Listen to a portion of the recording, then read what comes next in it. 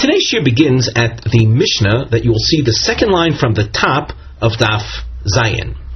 We continue with the process of the Sotah woman, the woman suspected of immoral behavior, and she is brought to the Beis HaMikdash, the place where the high court, where the Sanhedrin used to sit in session. Ketzad oise lo. What does he do, the husband do? Molicha lebeis din sheba oise mokom.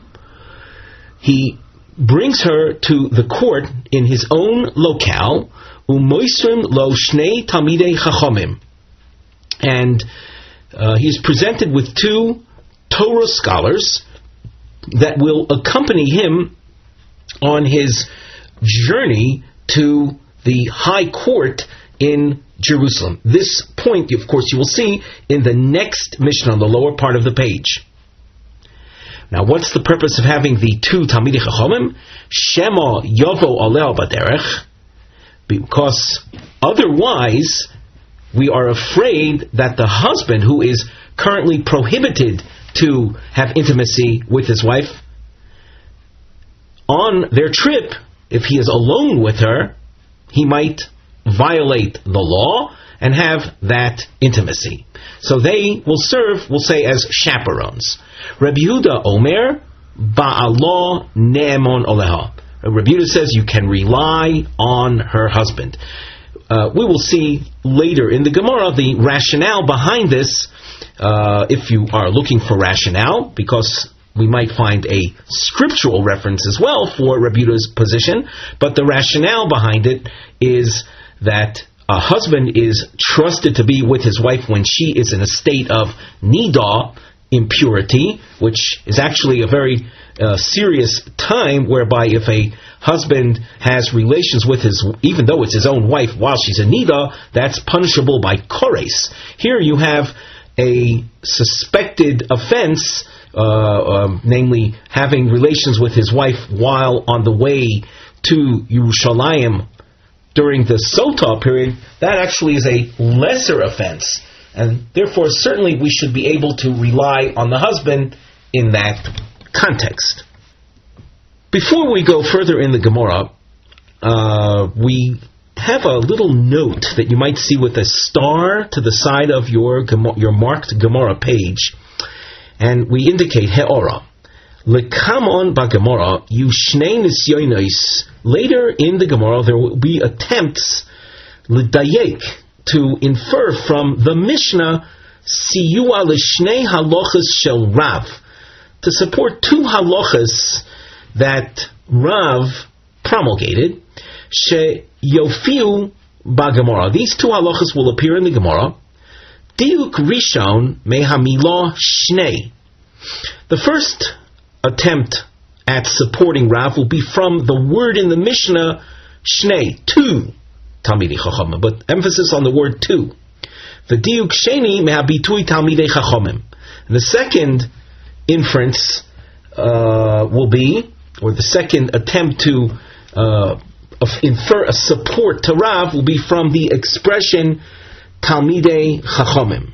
Now we turn to the Gemara, and we have a topic heading that says essentially the same thing that we just read in our note. The topic heading under the word nosei says HaGemara mevareres im nitan lahavi siua mi mishnosenu. The Gemara will explore whether we can bring a support from our Mishnah l'shnei halachas shel Rav b'inyan yichud, regarding two halachas of Rav concerning the topic or the prohibition of yichud, where the halacha prohibits a man being alone with another woman. Now the Gemara. Now, as your eye scans the Gemara itself, you'll notice markings. So under the Mivneh heading that you see in the margin of our marked Gemara page, you'll notice a diamond is featured.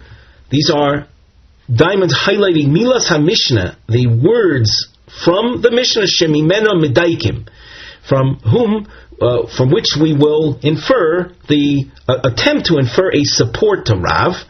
The triangles that you'll see are as follows. The tip of the triangle facing upwards, Lemo Messiah L'Rav. These are attempts to bring support to Rav's halacha. And the inverted triangle, Dechia, that is a rejection of Rav. You'll notice in the Gemara text, if you look closely, you'll see the name Rav is underlined. So structurally, we have two halachas of Rav, and we're going to try to bring support to each one of them from the aforementioned words in the Mishnah, the word Trey and the word or Shnei and the word Talmidei Chachamim. And each time the Gemara, though, will reject the support and explain why the Mishnah says what it does, but without serving as support to Rav. The Gemara, Trey ve'ihu. On the trip to Yerushalayim, the woman is accompanied by the husband, and two, emphasis on the word two Talmidei Chachamim. Ha tlasa, 1 plus 2, husband plus 2 Talmidei Chachamim is tlasa's 3. So we ask, Leimo Misayale, we have a long question marking. Leimo Misayale L'Rav, shall we say that this Mishnah supports a law ruling of Rav? Dior HaRav Yehuda Omar Rav Lo Shonu Elo Be'ir. The Mishnah teaches elsewhere that a woman can be alone with two men. So Rav qualifies that particular Mishnah, which is found in Maseches Kiddushin. That is qualified by Rav as saying that's true in a settled area, in a city. Avol baderech, but out in the wilds, on the road. Ad di'ika shlosha. A woman shall not be left alone with men unless there are 3. Why? What's the problem with 2? Shemo yitztorech echod mehen linikavov. One of them, if there were only 2, would possibly need to relieve himself and go off to the side somewhere in private.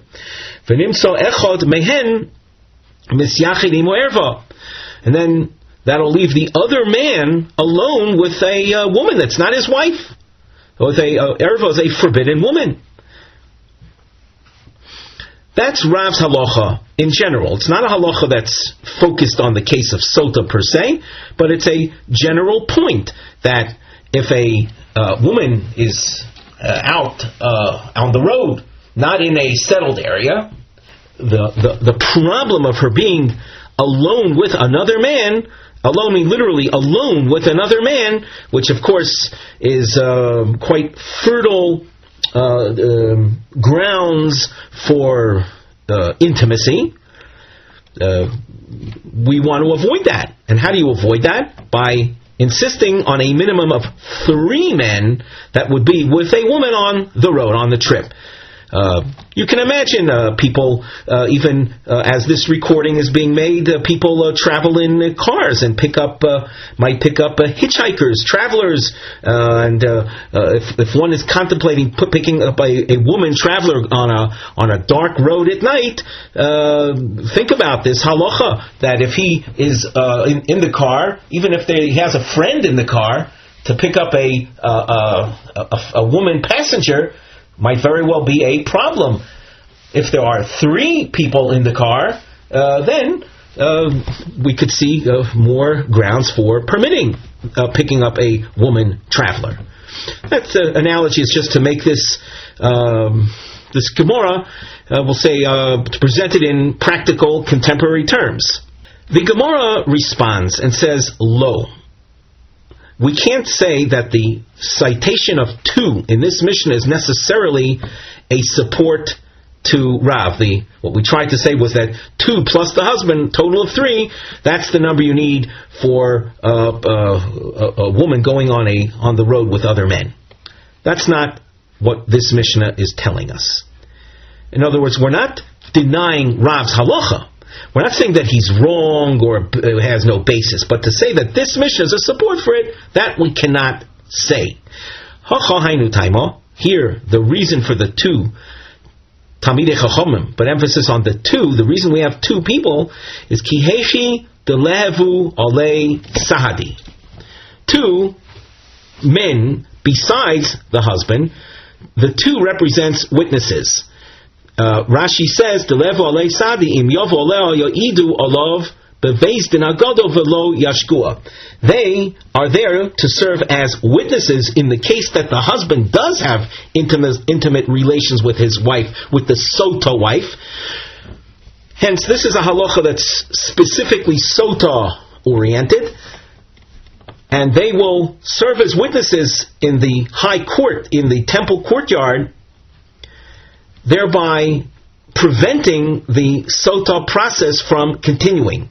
As we've learned in the past, that if the husband violates the halacha and has intimacy with his wife after she has become prohibited to him as a result of the Sotah process getting started, the intimacy that he would have stops the whole process from continuing. And they would serve as two witnesses, the minimum number of witnesses that's required to establish facts, two, and that's why we want to have these two Talmidei Chachomim there. The Gemara continues. Again, we focus on a term in the Mishnah, Talmidei Chachomim, in the reference to the people accompanying them on the road is specifically Torah scholars. In yes, that is. They are the ones who are qualified to go along with the husband and the woman and the wife. Kule amalo, but commoners no. Well, what's the significance of specifically Talmidei Chachomim? Leimo mesele leidoch the Rav. Shall we say that our Mishnah then supports another teaching of Rav? The Omar Rav Yudam Rav. Loi shanu elok sherin. The concept of a woman being allowed to be with two men, say in a city, in a settled area, a woman is allowed to be with two men. And that's not a violation of the rules of yichud, of being alone. That's if the two men are kosher, are proper, pious individuals. Avol prutzin, if the men that are with the woman are luid, are too free with themselves, afilu asora nami lo.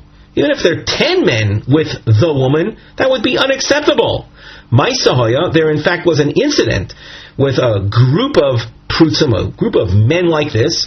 Votziua asora b'miton. There were 10 men that carried a woman. Rashi makes reference to a married woman.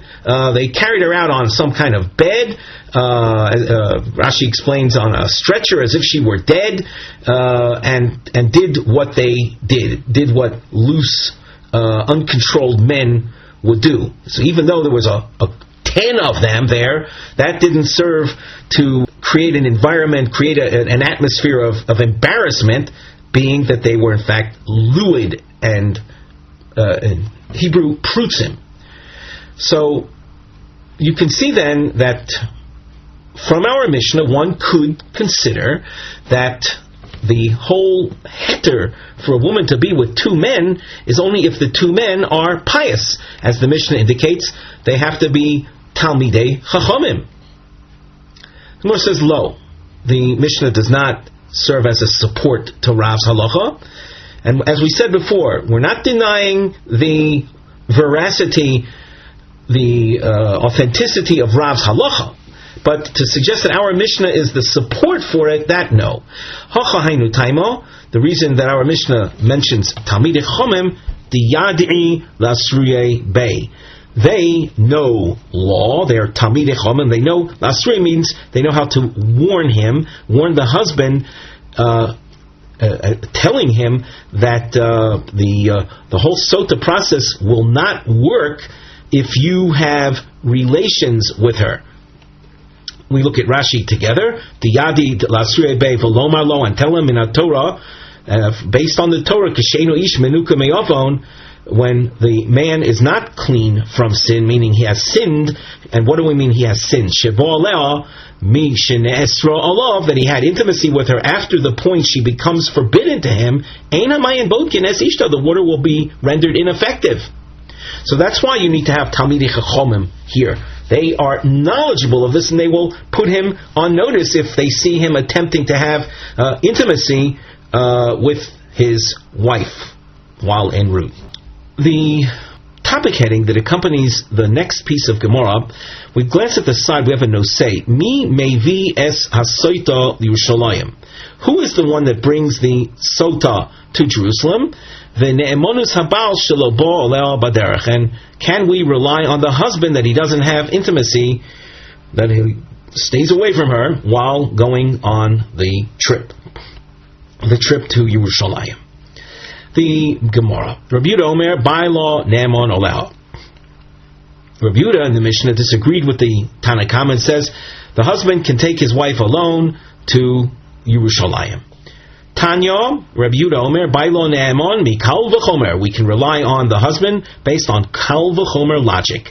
Uma Nida Shi B'Kores Bailo Ne'emon Oleha.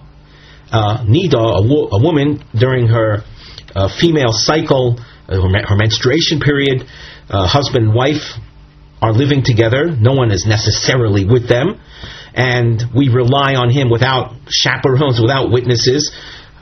People live many years together as husband and wife, alone in the privacy of their bedroom, and there's no one there, and he's trusted not to have intimacy with her during her forbidden period. Sotah shehi belav lo kol shekain. The Sotah case where the wife has become also to him because he had warned her and there were witnesses that she went into privacy, into seclusion with another man, starting the Sotah process whereby she becomes forbidden to her husband. And let us say the husband would violate the halacha and have relations with her. What level violation would that be? That would be a lav, a negative command. A negative command, it's of course bad to violate negative commands, but it doesn't carry with it the kores punishment. And as such, it's a lighter level offense. So that if we trust a husband to be alone with his wife when the offense would carry with it a kores punishment, certainly we can trust a man to be alone with his wife when she is a Sotah, which at worst is a simple negative command. Well, that sounds like a very strong argument. V'Rabbanan, what's the Rabbanan's response? He hanosenes. He says that very argument that you are making, nosenes means gives us the basis for what we are saying. Nida de kores chamir mehemon. The nida sin, which carries with it the kores punishment, is very severe, and therefore that serves as a deterrent. Therefore, we can trust him to be alone with her. Sotah delav, Sotah, which is a mere violation of a negative command, lo chamirole, is not so serious in his eyes, v'lo mehemon, and therefore he's not trusted to be alone with her. Up to this point, we have seen Rabbi Yehuda's point of view, which was based on Kal V'chomer logic, to conclude that the husband is allowed to be alone with his wife. On the side of the Gemara, we have a subtopic heading, which reads as follows: Ne'emonus habal lefi Rabbi Yehuda, the trustworthiness of the husband with regard to the opinion of Rabbi Yehuda. Hayim ze mevusas al Kal V'chomer? Is it based on Kal V'chomer, like we saw, Oy al Posuk, or possibly it's based on a scriptural reference? You'll notice as we scan ahead in the Gemara, there's a double underline highlighting the word vehevi. And under the Mivneh heading, we note Havlota L'tzorach Kushya Behemshech HaGemara. The highlighting of this word is necessary for a question raised later in the Gemara, so we don't have to place too much emphasis on it now. Not only that, but we also have a bracketed section. On the side where you see the starred note, we have written the following: Sagrayim l'shem diluk. The Sagrayim, this bracketed section is marked off by the brackets in order to skip it initially. Kedei lagia yeshirot, to get straight away l'shitat Rabbi Yehuda, to get to see Rabbi Yehuda immediately. Ubekach liros miyad akushya, and by doing this you'll be able to see the question in an immediate fashion. The question being, on the one hand you say that Rabbi Yehuda came to his conclusion through Kal V'chomer logic, but do we not see that Rabbi Yehuda bases his ruling, trust the husband, based on a pasuk, not Kal V'chomer logic? B'soicham, within the brackets, Muva Shitas HaChachamim, the opinion of the Chachamim will be presented. Shemidrabanan ein lismoch al habal. On a rabbinic level, we should not trust the husband. Rabbi Yossi shecholek alehem diyesh lismoch al baal mikoach kal v'chomer. And Rabbi Yossi will appear arguing with the Rabbanan that you should be able to rely on the husband through kal v'chomer logic, and that kal v'chomer logic will probably be familiar to us when we get to it. So now that we've laid out the groundwork for the Gemara, let's take a look in the text. Notice we have a long question marking. The Gemara asks, Rabbi Yehuda mikal v'chomer maisi law. Does Rabbi Yehuda derive the trustworthiness of a husband to be alone with the Sotah wife? Is that derived through kal v'chomer logic? V'ha Rabbi Yehuda mikroi maisi law. Maisi literally means brings it, he derives it. Rabbi Yehuda derives his halacha, trust the husband, mikroi, from psukim. Desanya, and now we skip initially. Rabbi Yehuda Omer, min haTorah ha'ish mevi es ishto el HaKohen. Based on the Torah, not Kal V'chomer. Notice we've dashed underlined the expression min haTorah. Compare this with the dashed underlining before, at the beginning of the question, where it said mikal v'chomer maisi law. Here you see Rabbi Yehuda deriving it from a scriptural basis. Min haTorah ha'ish mevi es ishto HaKohen shenemar v'hevi ha'ish es ishto. The husband brings his wife. So why did we see Rabbi Yehuda presented as basing himself on Kal V'chomer logic when at the end of the day it's a pasuk? The Gemara answers, Omar Luhu Kal V'chomer Bereisha. Initially, when Rabbi Yehuda met the sages, his contemporary rabbis, he said to them the point, a husband can be alone with the Sotah wife, based on a Kal V'chomer. He said that at first, Uparchua. And they undid the Kal V'chomer. They showed that the logic is not rock solid. We'll see how they do that. The Hodar Omar Lahu Kra. And after they undid the Kal V'chomer logic, he says, okay, whatever you say, but there's a pasuk that is the basis of my teaching. You might ask, well, if Rabbi Yehuda is based on a pasuk, how can someone disagree? So we'll see. We'll touch on that point later. Now that you saw the question and the answer, let's go over the bracketed section. Starting with the question again, Rabbi Yehuda mikal v'chomer maisi law. Does Rabbi Yehuda really derive his point of trusting the husband alone with the wife from kal v'chomer? V'ha Rabbi Yehuda mikroi maisi law.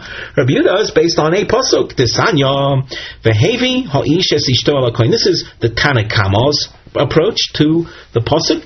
The pasuk says the husband brings his wife to the Kohen, which is a reference to bringing her to the Beis HaMikdash, where the Sotah process continues. This pasuk informs us that min haTorah ha'ish mevi es ishto. That from the Torah's standpoint, from the Torah's perspective, it is sufficient that a husband alone with his wife, is acceptable in their journey to Yerushalayim. Avol omru chachamim. The squiggle underline here and the star to the side of the Gemara will be necessary later on. Avol omru chachamim moisim lo shnei talmidei chachamim.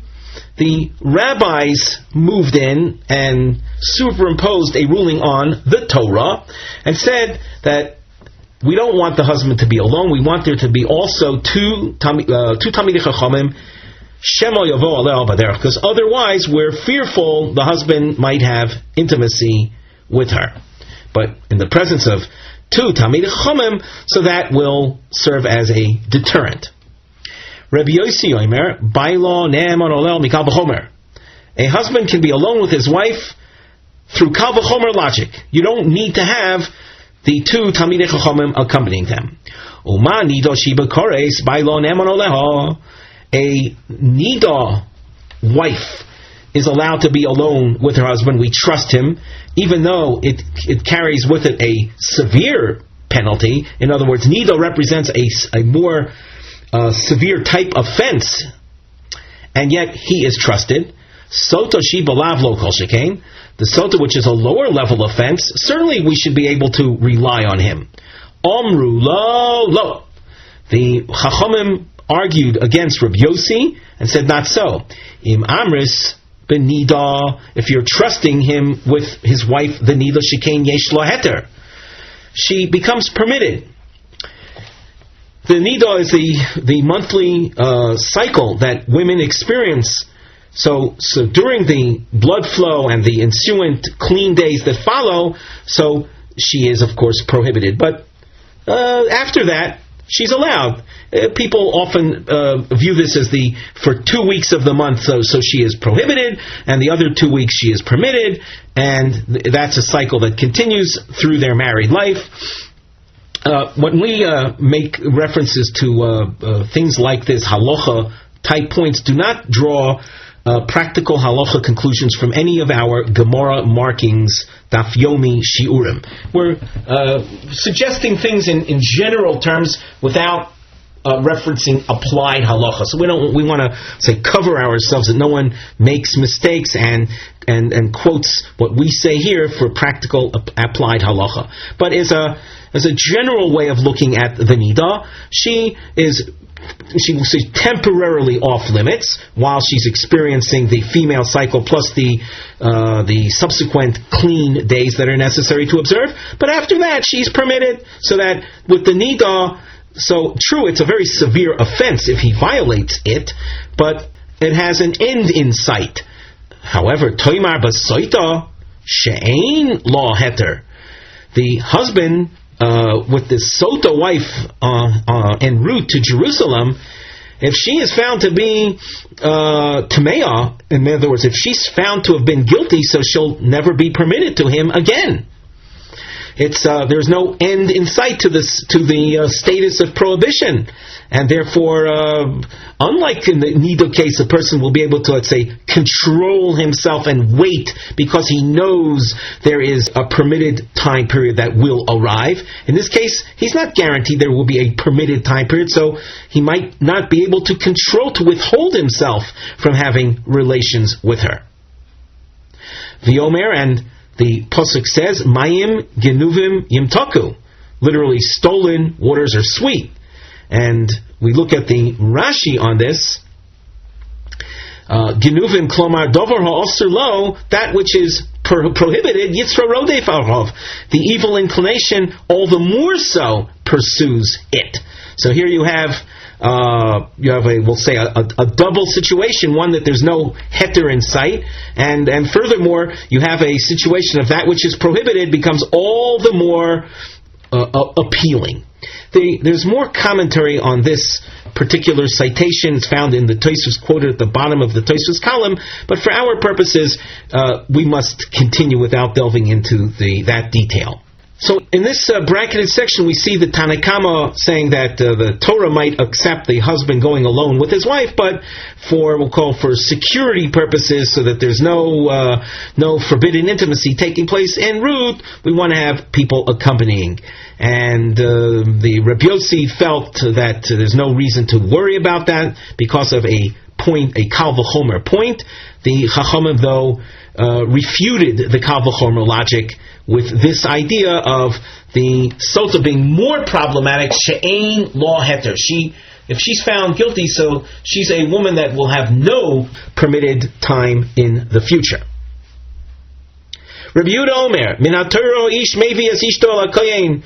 From the Torah, a husband is able to bring his wife to the Beis Hamikdash, to the Kohen, alone, without people accompanying them. Shenamar vehevi ha'ish es ishto. The husband brings his wife.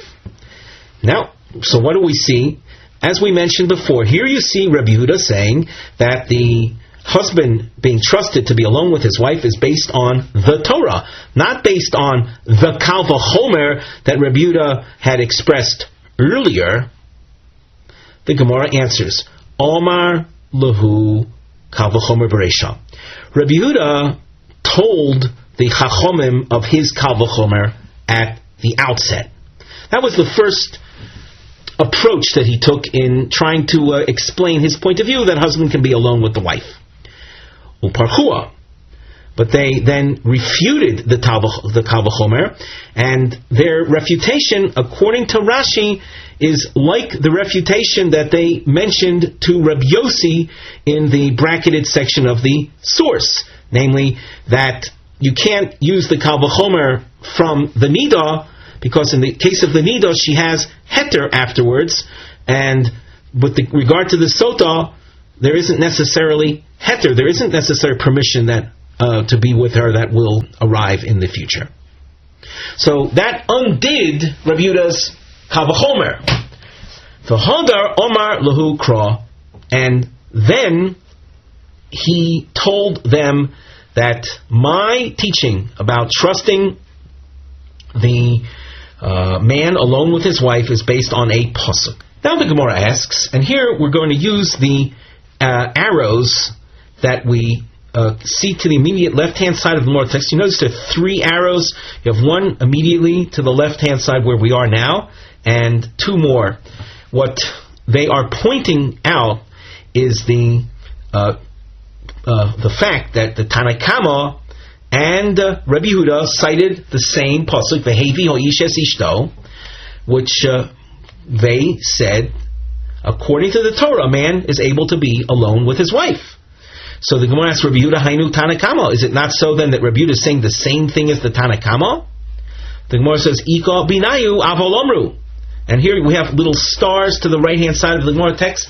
The difference between them is the rabbinic concern of leaving them alone, where the Tanakama was of the opinion that it's true that Torah says a man can go along with his wife, but we want to have the 2 Talmidei Chachamim serving as chaperones.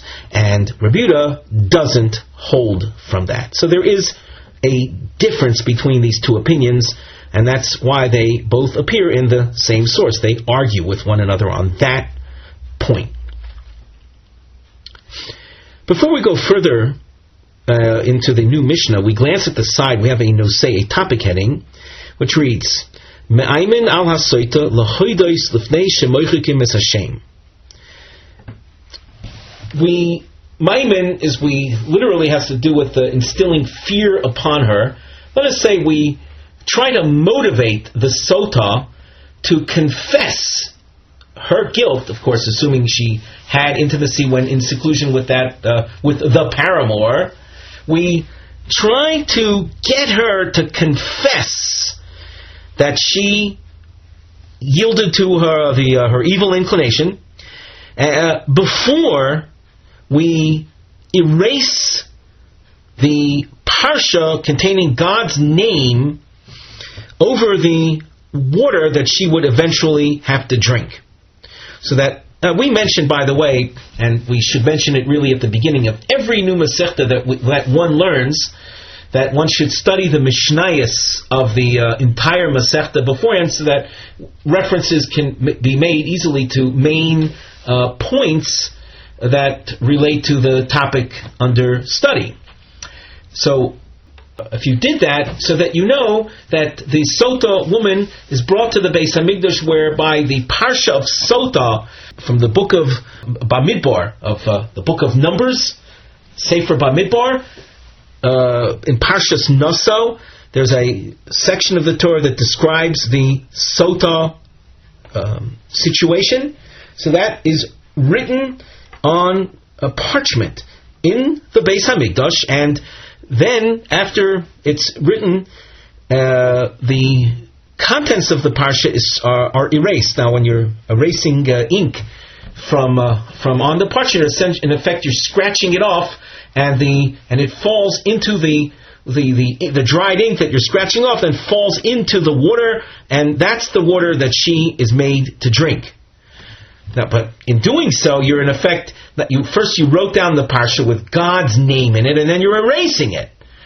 It's true we're erasing God's name, which essentially is something strictly forbidden, but the Almighty, in His great humility, says, better for my name to be erased to preserve a family unit than to have them remain prohibited to one another. The hope, of course, being that she'll drink the water, nothing happens to her, revealing her innocence, and they can go back living together. So the erasure of God's name is going to take place. Now, if she's guilty, wouldn't it be better for her to confess her guilt than go through the whole process of erasing the name of the Almighty, only then for it to drink the water and die from that? We could spare the whole process by her confessing. By the way, if she in fact confesses, yes, I was guilty of intimacy with another man, she would not be subject to a death penalty because there weren't two witnesses that warned her beforehand that had seen the actual act of intimacy. So that it would, let's say, pay for her to confess beforehand if she in fact is guilty, because by drinking the water, so a guilty woman will end up dying from that. By confessing ahead of time, as we said before, nothing will happen to her as far as, let's say, death penalty at the hands of the court. So now the Mishnah. This Mishnah, you'll notice, continues till the upper part of Omid Beis.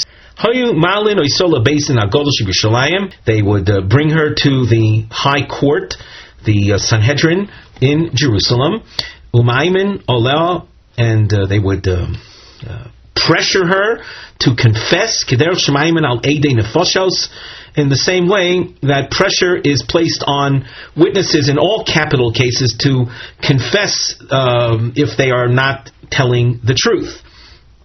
This concept of ma'aymin you find referred to in Maseches Sanhedrin, which deals with the issue of witnesses that come to testify about capital cases. So just like you find this idea of ma'aymin on Eidei Nefoshos, on witnesses in Nefoshos or capital cases, so too we apply that over here to this woman. The Oimer or the Oimrim law. And we tell her, Biti, our daughter, Harbe Yayin Oise, Harbe Schoik Oise. The effects, we understand, so to speak, how a person could slip up. Wine has its effects. Schok, levity, lightheadedness has its effects. Harbe Yaldus Oise, youthfulness is also characterized by foolishness that also affects people. Harbe Shchenim Haroyim Oisim, there are lots of effects by undesirable neighbors. Bad environment has an effect on a person. All of these might very well have affected you. Al Ta'asi Lishmo HaGadol Sheniftav B'Kedusha. Don't allow the name, the great name of the Almighty that was written in holiness, Shimoche Al Hamayim, that should end up being erased over the water. Therefore, confess ahead of time, thereby stopping the process and sparing the erasure of God's name. And things are said to her that otherwise wouldn't be necessary or worth her hearing. He, the whole mishpachas beisava, she and the rest of her family. Now, what are those things that are said to them? That will be revealed later in the Gemara. If she confesses, says, yes, I'm guilty, I had intimacy with that fellow. Shoiveres ksubasa v'yoitzis. Now, if you translate things in a very literal fashion, you're going to come out with quite an erroneous conclusion. The word shoveres does not mean breaking. Shoveres comes from the word shovar. Shovar is a receipt. What role does a receipt have in this context? So Rashi explains, across from here, a couple lines up, Sheveres Ksubasa, Rashi says, Koiseves Shovar Al Ksubasa. She writes a receipt that makes reference to the Ksuba. Ksuba is the financial guarantee that regular women receive from their husbands in the event of their either being divorced or his dying. They get paid the Ksuba money. In this case, she writes a receipt concerning the ksuba. This woman does not deserve a ksuba. I hope that is clear. She would write the following: Zonisi v'fsadedi ksubasi. I behaved illicitly. I had intimacy with another man, and I thereby lose my ksuba. I understand that I have no ksuba collection rights. And then this shovar, this receipt with the text Zonisi v'fsadati ksubasi is given to her husband, thereby preventing her from trying to collect the ksuba la'achar zman sometime later. So he has this security document, the receipt. V'eino nehereges, she's not subject to a death penalty. Shelo hisrubo edim b'shas ma'isa, there was no warning she received from witnesses at the time of the intimacy. All we know is that she went into seclusion with another man. But as far as the actual act of intimacy, there were no witnesses, and therefore there's no room for the court to act. So this term, back in the Mishnah, the word shoveres comes from the word shovar, the receipt, ksubasa, concerning the suba, and she then leaves. If she says, I am innocent, I am pure, she's then brought to the eastern gate, which is known as the Nicanor gate. Nicanor was the name of a person concerning whom there were miracles that resulted in the doors, the gates of the Beis Hamikdash, in their trip, in the transportation from their origin in Alexandria of Egypt. As the Gemara in Yuma tells us, he was responsible for their coming to Jerusalem through miraculous circumstances. Therefore, the gates are called by his name, Nicanor. You can see this information in the Rashi. So they bring her to the eastern gate. This Shar Nicanor was an eastern gate of the temple courtyard of the Azora. When we speak about a gate, it's an entranceway that would lead into the Azor. The entranceway itself was rather thick. It had depth to it. Measured several amos. And the shisham, at that location, mashkinas hasoitos, umetarinas hayoldos, umetarinas hamitzeroyin. The Sotah would be given to drink over there. There are another two ceremonies took place there. The Yoldos are women that gave birth. They, after their their tumah period following birth, they bring sacrifices. Being that they're the owners of the sacrifices, they have to stand near where the sacrifice is offered, but they can't go into the temple courtyard proper, so therefore they stand over there. And the Mitzorah is one who finished his Tzoras tumah period.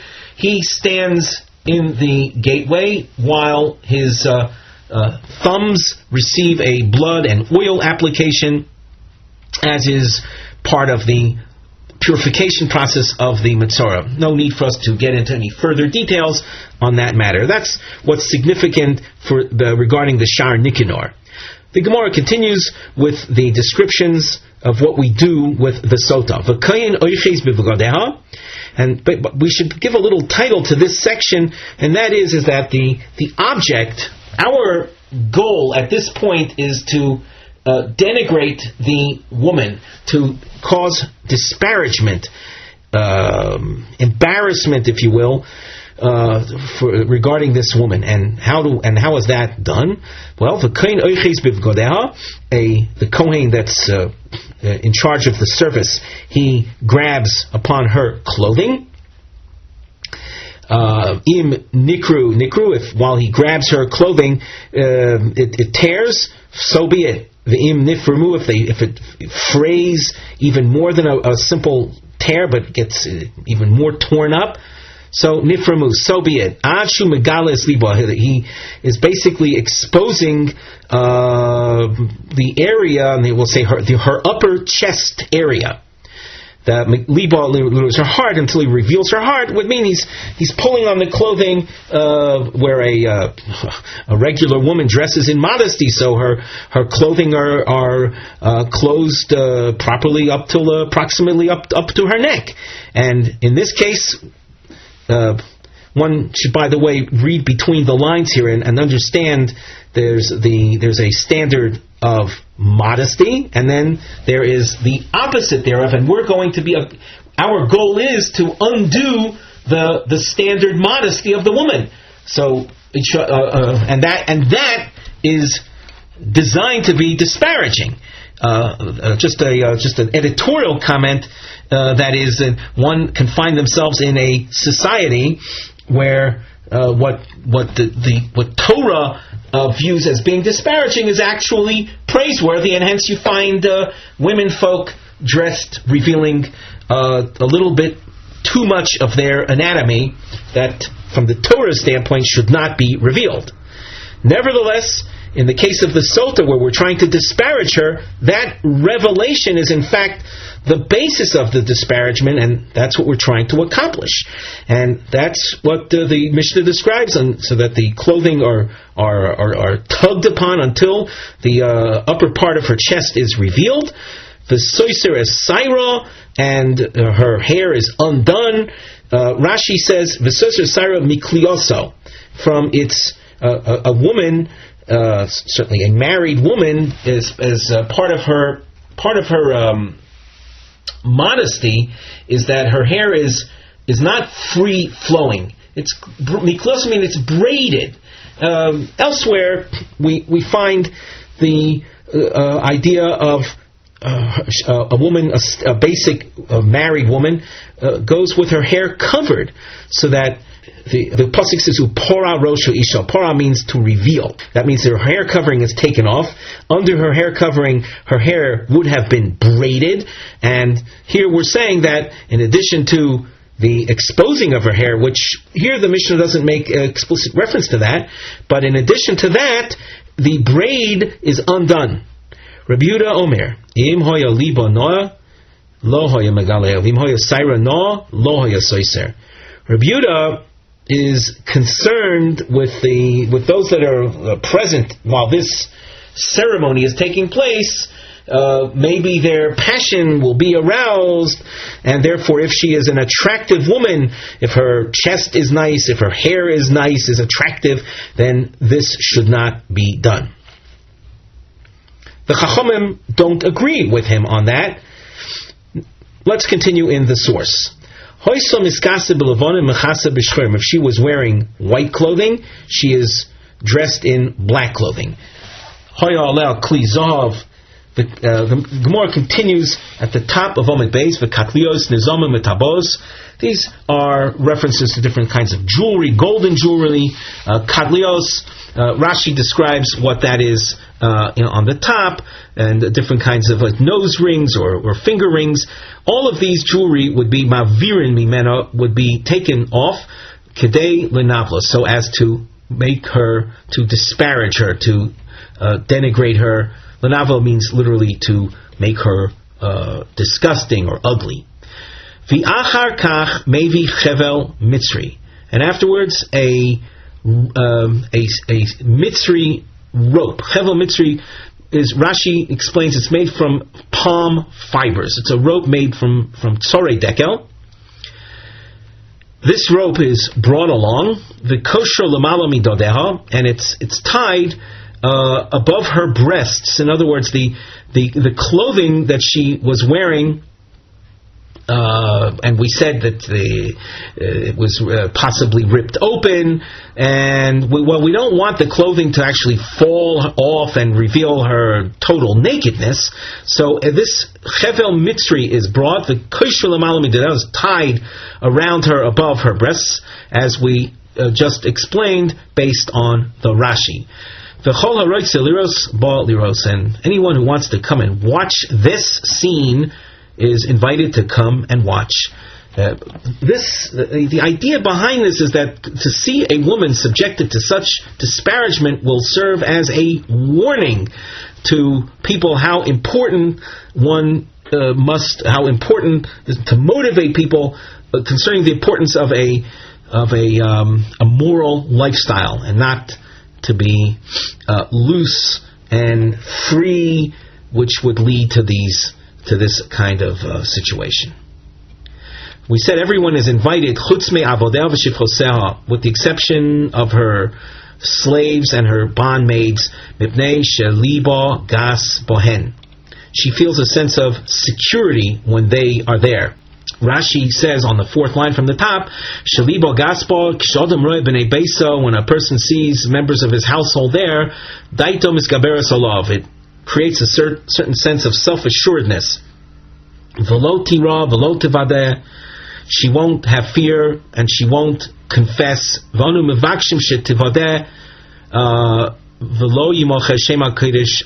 our goal, our concern is she should confess so as to stop the process and prevent the name of God being erased over the water.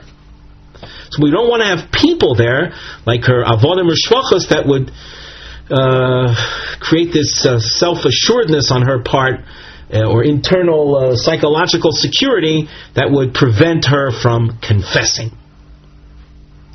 V'chol hanoshim mutoros l'rosa, all women are allowed to see her. Now this expression mutoros l'rosa seems to be inconsistent with what we saw before in the Mishnah, which said anyone who wants to see her can come, even men. Here it seems to be an invitation to women only.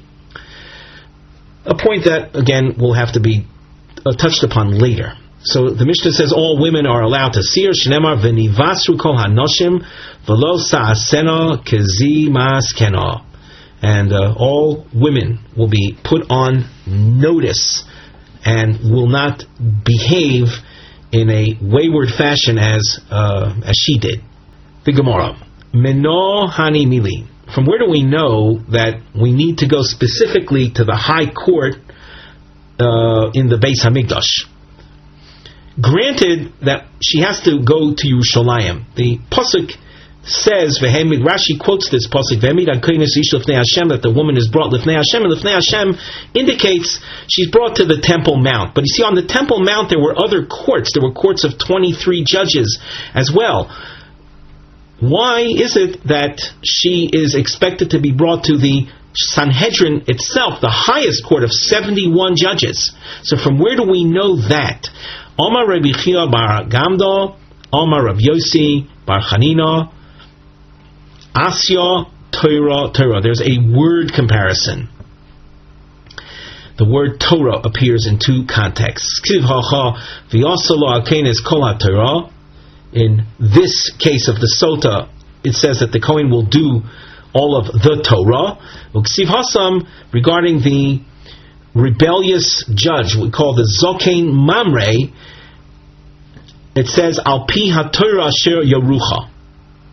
That pasuk appears in that context. Al Pi HaTorah Asher Yerucha Ma La'alon B'Shivim V'Echad. Just like over there, with regard to the Zokein Mamre, his rebelliousness is established as such only when it is against the highest court, not just his colleagues from the town he comes from, but he rules against the highest court, and that is based on psukim that Rashi quotes.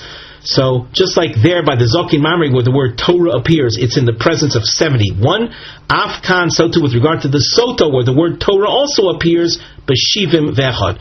It's in the presence, in the place of the court of 71, which is in the courtyard of the Beis Hamikdash. As we saw in the Mishnah, she is brought to the entrance to the Shar Nikanor, and it's not sufficient that she simply arrives in Jerusalem at the Temple Mount, but she has to rise up till the temple courtyard, where the Beis Din of Shivim V'Echad of 71 are located.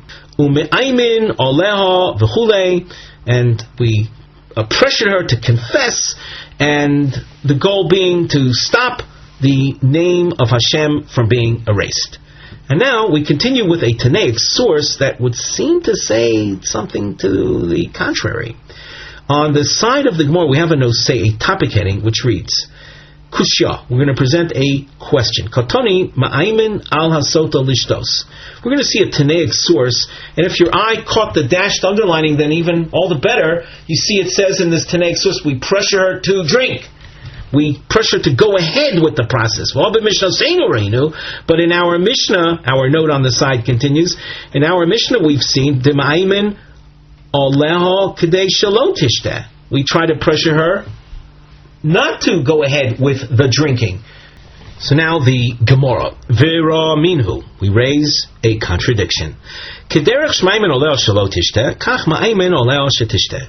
As at one point we pressured her not to go ahead with the drinking, another point we pressure her to go ahead with the drinking. With the drinking, which of course involves the prior erasure of God's name over the water that she is to drink. Omrim lo biti, we say to her, our daughter, im boru lo chadavar shetoraat, if it's clear to you that you are innocent, it's kind of like obvious that if she's going ahead with the drinking, she feels she's innocent. So if it's clear to you that you're innocent, imdi abuyech, stand on your clarity, on your certainty, ushti, and drink the water. Lefi she'ein hamayim hamorim domim el l'sam yoveh shemunoch al basar chai. The bitter waters, namely the water that she is to drink. Why it's called bitter, we'll wait for later in the Masechta to see that. But the Sotah waters are no different than a dry, like a powdery medicine that's placed on open flesh. Im yeshomaka, if you take this medicine, some type of powdery medicine, dry medicine, and put it on flesh, and there happens to be a wound there, well, mechalchel v'yored, it will penetrate and do whatever it does. My understanding of it is that if there's a wound, you'll feel the medicine there. Sometimes it'll actually burn when you place it on the flesh that has an open wound there. However, ein shalmaka, if there's no bruise there's no wound, ein omo klum, it has no effect. So too the waters. If you're guilty, so it'll have its negative effect. If you're not guilty, nothing will happen. And if you're maintaining your innocence, so by all means drink it. You have nothing to worry about. Anyway, what do we see? We see this source pressuring her to drink. Lo kashya. There is no contradiction. Kan kodim shenimcha Megillah, kan la'achar shenimcha Megillah. If Megillah is a reference to the parchment on which the Parsha Sotah with God's name had been written, if it has not yet been erased, so then we'll try our best to convince her to confess so as to not drink the water. In other words, we're trying to motivate her to stop the process so as to prevent the Parsha from being erased. However, once it's erased, that's a different story. Then we say what we just saw here, motivational words to get her to drink. We take a look in the Rashi. You see across from here, you might notice some diamonds in the Rashi, where we highlighted the words koidem and la'achar. So Rashi says, koidem shenimcha Megillah, before the Megillah has been erased, try to motivate her to confess, kedei shelo yimocheh Hashem, so as to prevent the name of God being erased. Ma'aymin shelo lishos, we pressure her not to drink. And of course that will be accomplished if she will come forth with her statement of guilt. Ula'achar shenimcha, after she didn't confess her guilt, and they went ahead and erased the parsha over the water, omrim lo divrei tanchumin lishtos, we then say words of consolation, trying to motivate her to drink. Im nekiyahi, if she in fact is innocent, kidei lahatir l'bayla, so as to thereby enable her to go back to her husband, shelo tiro min hamayim v'tomar tameani v'hi tahora v'totzi laz al atzmo v'aboneha. We get her to drink, and that she shouldn't be so fear-struck of the water now and say that she's guilty when in fact she might very well be innocent. And by saying guilty about herself, she's motzi las, that means she's casting aspersions on herself and on her children. That is all true after it's already been erased, and we want her to drink and not be overcome with fear, and as a result of the fear, she'll just say, I'm guilty, and stop everything right there. Now we go back to the Gemara. The Mishnah said, in our attempts to motivate her to confess her guilt, and as we've just established, if the Megillah, the Parsha, it's not yet been erased, we want to stop the erasure. We'll be able to stop the erasure if she comes forward and says, I am guilty. So if she is guilty, it's worth her while to confess. Tonu Rabbanan.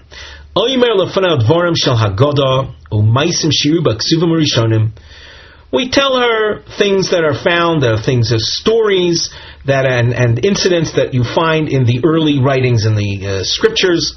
Kagon Asher Chachomim Yagidu V'lo Ki Chadu Me'avoisam.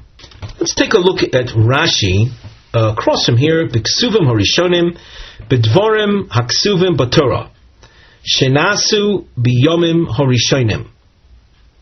Things that are written in the Torah that were happened in the early days. Kagon Hagodazu, like the following Agadic passage. Da'asher Chachomim Yagidu. Here we're quoting from a pasuk in Eov. It's not a pasuk in the Torah, meaning in the 5 books of Moses, but it says in the book of Eov, Da'asher Chachomim Yagidu, that the wise ones said, V'yodu al chetam. What does it mean the wise ones said? They confessed their sins. V'lo kichadu avoinam me'avoisam, or the pasuk says me'avoisam, and they didn't kichadu as to deny or withhold their sins. Umi haim, and who are they? So Rashi continues, based on what we're going to see in the source. Reuven b'maisa bilha kidel kamon. One story involves Reuven and the incident involving, we'll say, the sleeping or intimacy schedule of Yaakov, his father, after Rachel's demise. So Reuven, let's say, rescheduled his father's, let's say, sleeping schedule, as will be referred to later. And a second incident, Yehuda b'maisa Tamar, and Yehuda, who had intimacy with a woman who turned out to be his daughter-in-law, Tamar, and he says in that passage, Sotah mimeni, she is more righteous, she is correct, she is more righteous than I am, and I am wrong. We haven't elaborated on these stories, but let's go back into the Gemara text. The Chumash has stories where our forebearers, specifically Yehuda and Reuven, though they sinned, when it came time to confess the sin, they came forth and confessed and acknowledged their having sinned, and this is what we tell the Sotah woman. We continue in the Gemara. Yehuda hoida v'lobosh. Yehuda confessed, and he wasn't embarrassed to do so. Maha Yosef, and what was the end? What was his reward, if you will? What was his end? Nochal chaya olam haba. He inherited a portion in the world to come. Reuven hoida v'lobosh. Reuven confessed his wrongful involvement with his father's sleeping schedule. It wasn't for him to get involved with, and he did. V'lobosh, and he wasn't embarrassed to confess his sinfulness. Maho Yosofo, what was his end? Nochal chaye ho'olam haba. They inherited a portion in the world to come. Umas choron, and what's their reward? Now we skip the bracketed section. What the real question is, what maschon ba'olam hazeh? What is their reward in this world? Now, let's go over the bracketed section. After having said they inherit a portion of the world to come, so the source says, maschon. The Gemara interrupts and asks, maschon? You're asking, what's their reward? Kideko amrinon. You just said what it was. They inherit a portion in the world to come. What was their reward in this world? So the answer is Lohem levadom nitno haaretz v'lo ovar zor v'socham. As you'll notice, this is a continuation of the psukim in Sefer Iyov, which spoke about the early ones confessing their sins and their reward. That was by way in Pasuk Yud Ches, and in Pasuk Yud Tes in Iyov, in Perak Tesvav, Pasuk Yud Tes of Iyov, it goes on to say Lohem levadim nitnoretz v'lo zar b'socham. That is a reference to their rewards.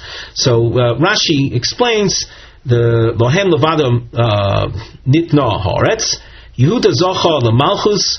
Yehuda merited having the kingship, the Jewish monarchy coming forth from him. B'tosefta the brachas, and Reuven nota chelik tchila baretz be'var yarden. And in the distribution of the portions of the land of Israel, the first one to receive a portion was the tribe of Reuven. So these ideas of monarchy and receipt of land, these are significant events in this world. We continue in the Gemara, which analyzes that which we have just said regarding Yehuda confessing and Reuven confessing. So Bishlam of Yehuda Ashkelon de Odi, we find in the scriptures that Yehuda confessed Dichtiv, in the story involving his daughter-in-law Tamar and the intimacy that she had.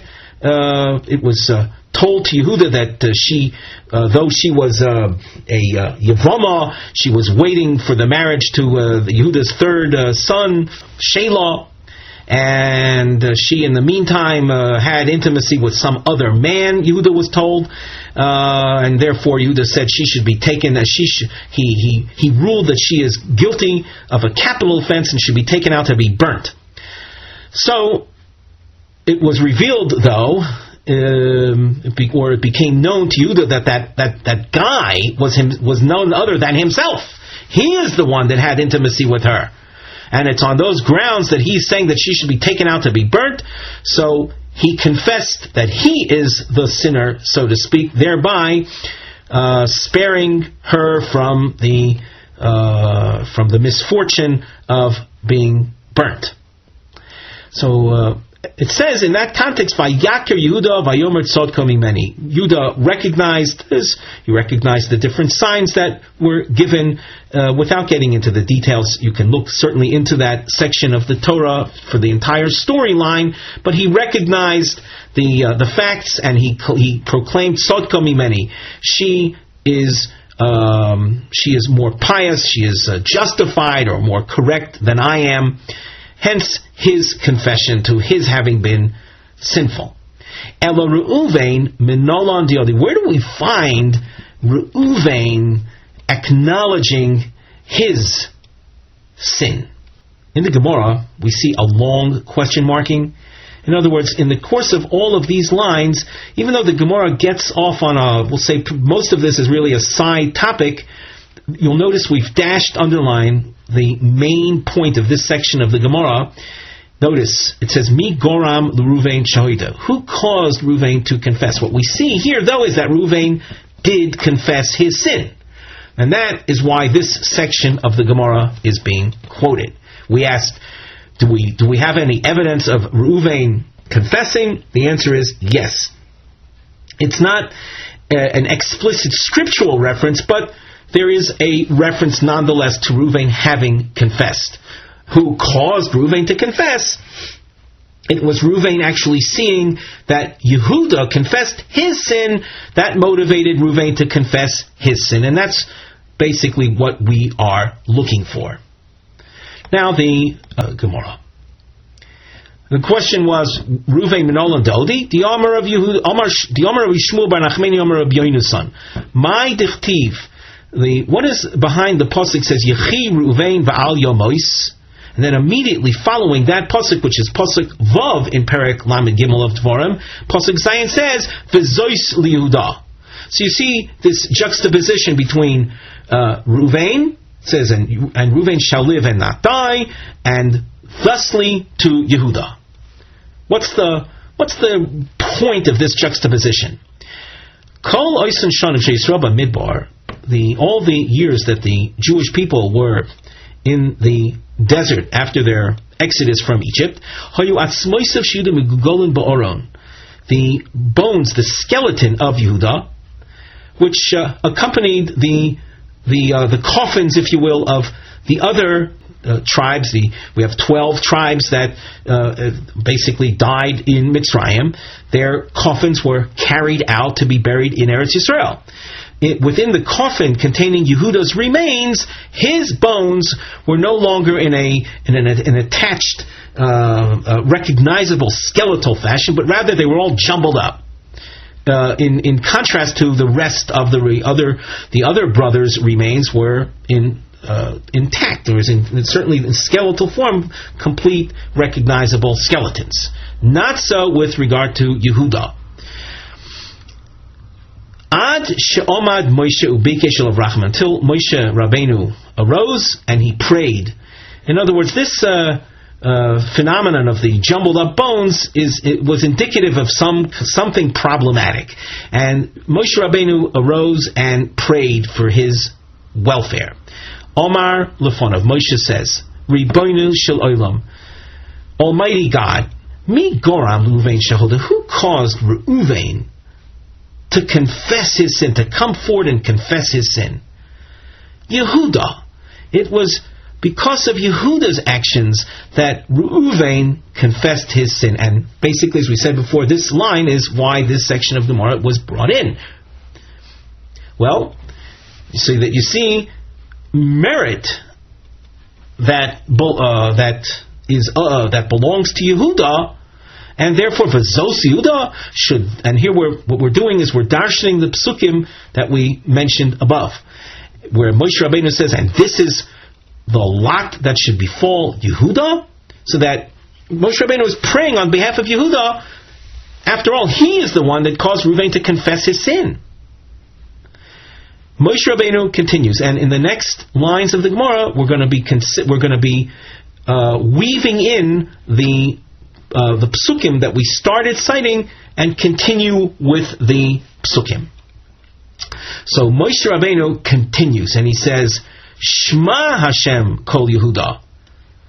Hearken unto the voice of Yehuda, Almighty God. And what happened? Earl Evorei L'Shafa. Earl means entered. Evorei, the limbs, the bones. L'Shafa, into their respective sockets. In other words, the skeleton of the bones joined together to form a proper skeleton. Even though that was achieved, nevertheless, Yehuda remained outside the Mesivta Derakia. Mesivta Derakia is the heavenly yeshiva. Moshe Rabbeinu continues, says, Ve'alamo tivienu, bring him unto his nation. Well, that resulted in his being allowed to enter the heavenly yeshiva. You might ask, why was he left outside the heavenly yeshiva? So Rashi points out that as a result of that which Yehuda in his own lifetime said in his guarantee of in his accepting responsibility over Binyamin in the story involving the bringing of Binyamin in front of Yosef, Yehuda basically said that he's offering his share in the world to come if anything should befall Binyamin. And there's a concept that the curse or a nidui, excommunication of a sage, even if it's for naught, because after all, nothing really did happen to Binyamin at the end of the day. Nevertheless, he said it comes to reality, to fruition. Of course, a clear warning that a person should be careful before he utters any curses, especially if he's a chacham. So it says, after it was Moshe Rabbeinu noticed that he was left outside the yeshiva, he prayed to God, let him in. El amo tivienu. Fine, so he's let in. However, v'lo hava koyoda l'mishkal l'mitrach b'shmaitza b'hadi rabbanon. He was sitting there, but unable to conduct a Torah give and take, a Torah conversation. In other words, he was unable to conduct himself in Torah discussions. He was not understanding what they were saying. He couldn't participate in the discussions in that heavenly yeshiva. Yadav Ravlo. So Moshe Rabbeinu continued in his prayer with these words, give him strength to understand their discussions. So fine, that was granted, and there was Yehuda in the heavenly yeshiva conducting himself in Torah discussions. However, lo hava kosalko leishmaitza libadichasa. points that he was saying nevertheless never ended up as being the final ruling, the accepted halacha. So a general word here is that it's of course wonderful to be involved in halachic discussions, halachic conversations, offering ideas. But the highest form is to say things that are accurate and that are accepted to be practiced halacha.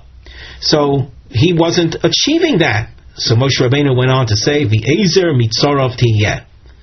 And with that, then Yehuda not only understood the discussions, participated in the discussions, but also said things that were aliba dehilchos, that were accurate. As Rashi says, aliba dehilchos, when he was unable to, lohoya zoche lomar davar miskabel, he wasn't able to say things that were accepted.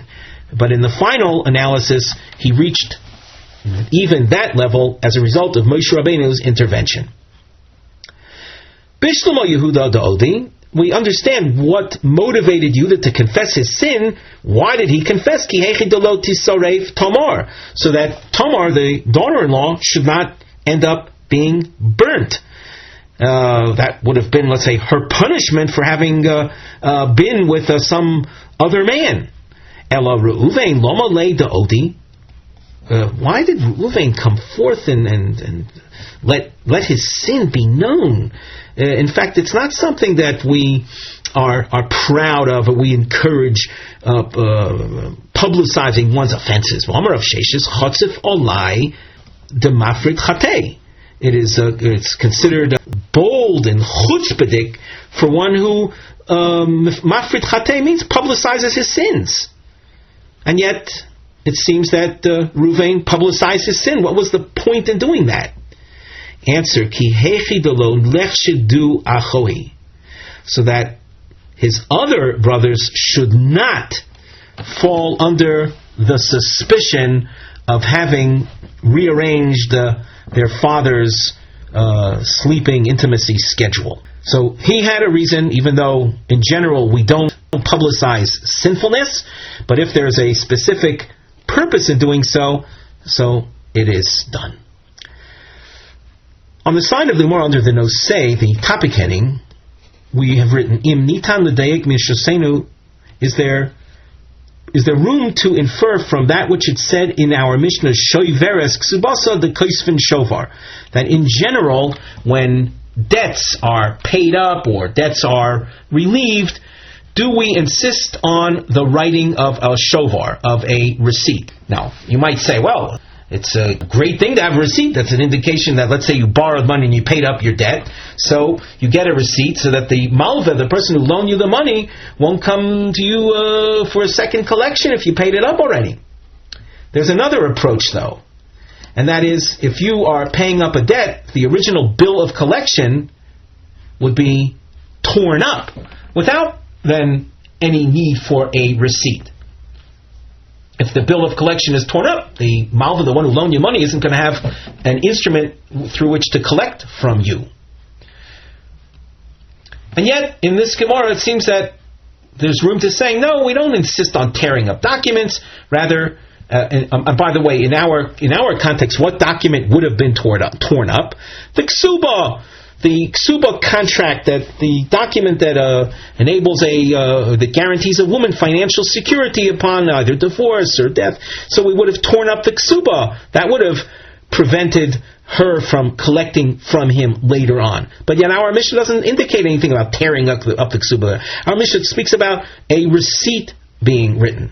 Now you might ask, what's the big deal? Just write a receipt.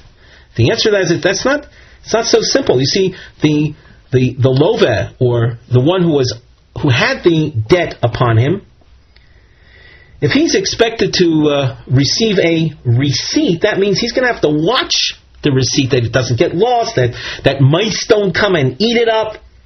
So that it's a type of burden placed upon him. It would be much more convenient for a person that paid up his debts not to receive the receipt, but rather to have the original bill of collection that would threaten him to have it torn up. That would protect him from any future second collections. So our Mishnah doesn't say that we tear up the ksuba. Our Mishnah says shoveres, that she writes a receipt to the husband.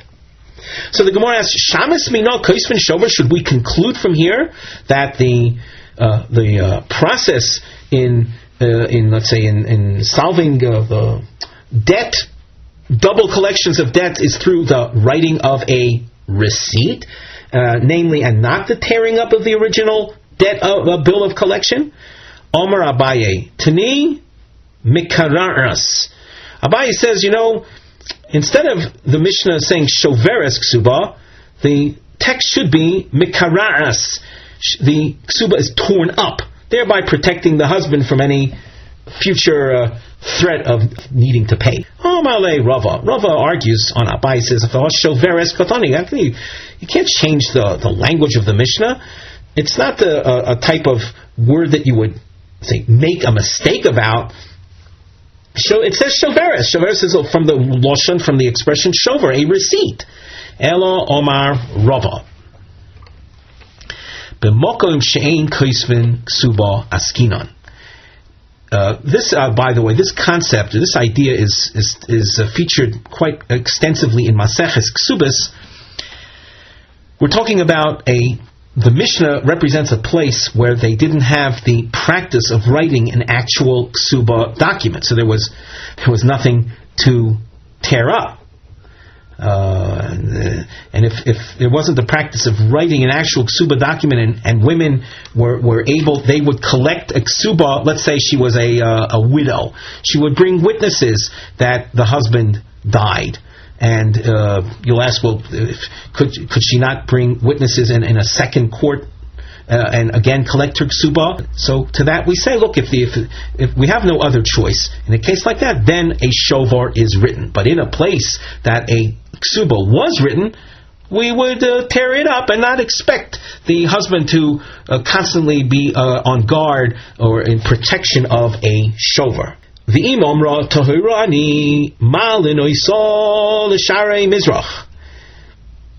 if she says, I am innocent, so then we bring her up to the eastern gate.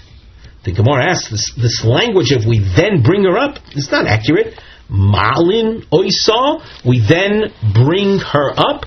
The Gemara continues at the top of Daf Ches. Hasam Kaima, she was already there.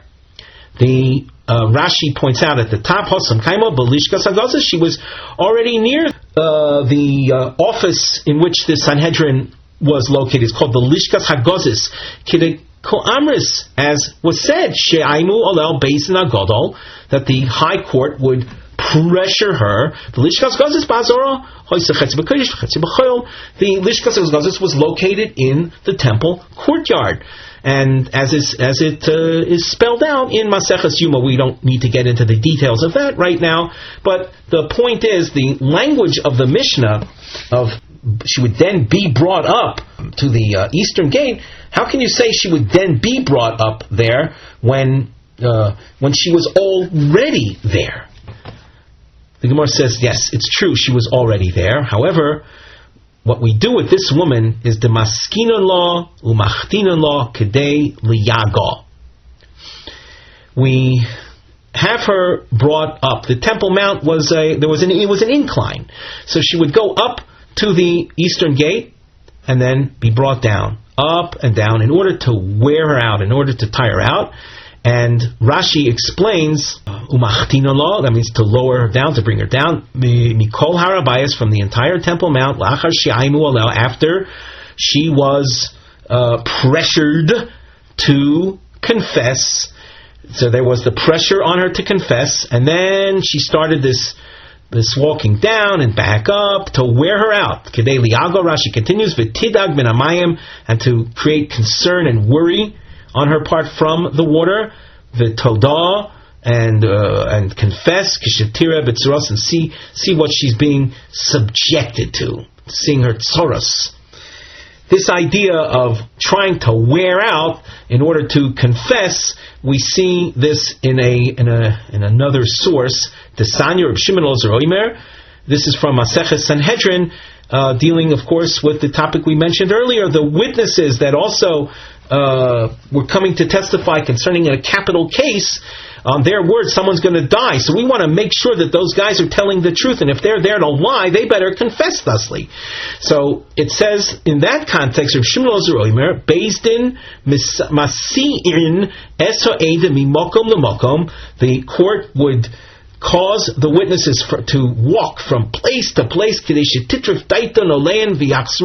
that they become, their minds are titraf daitan, their minds become befuddled, all confounded, and realize the trouble that they are causing, and if they're lying in their testimony, they will back out. They will backtrack and withdraw their testimony. So this idea of movement has its not only the physical effects on a person being led from one place to another, has the result in their confessing that which needs to be confessed, each situation in its own context. With that, we conclude our shiur for today.